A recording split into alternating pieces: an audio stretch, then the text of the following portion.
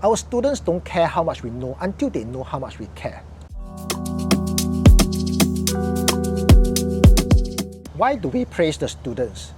I used to think that it was to nudge the students into following our instructions.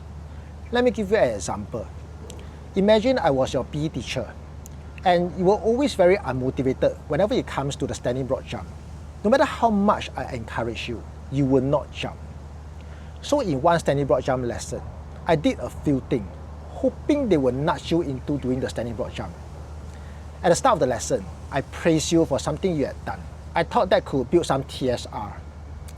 Then, I explained why the standing broad jump station is so important. I said that if you fail one station, you will fail the whole test. But during the practice, nothing I did could make you jump. We must understand that there is a reason behind every negative behavior. In that lesson example, I did not try to understand your reasons. I praised you, I warned you, and no matter what I did to nudge you, I was still not solving your problem.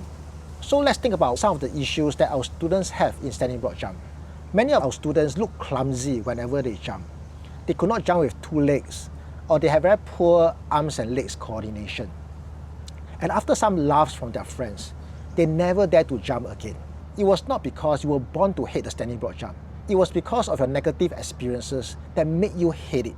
Therefore, if I want to inspire you to do the standing broad jump, I have to help you solve your problem. So how can we do that? First, we need to understand the root of the problem. Many people have never jumped forward with two legs before. That is why whenever they did it, it looks clumsy. As such, they need practice to get used to it. Not one practice, but many practices until it becomes their muscle memory. And to motivate them to do more, we can make the task easy. For example, ask them to jump at a very short distance, like 30 cm. But some of the students might still be afraid to embarrass themselves.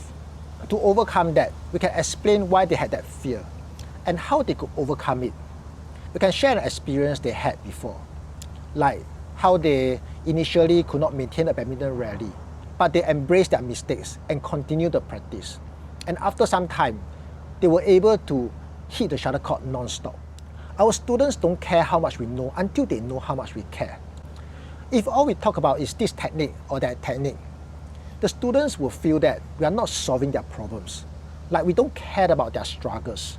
Therefore, if we want to inspire our students, we need to first understand their struggles and help them overcome that.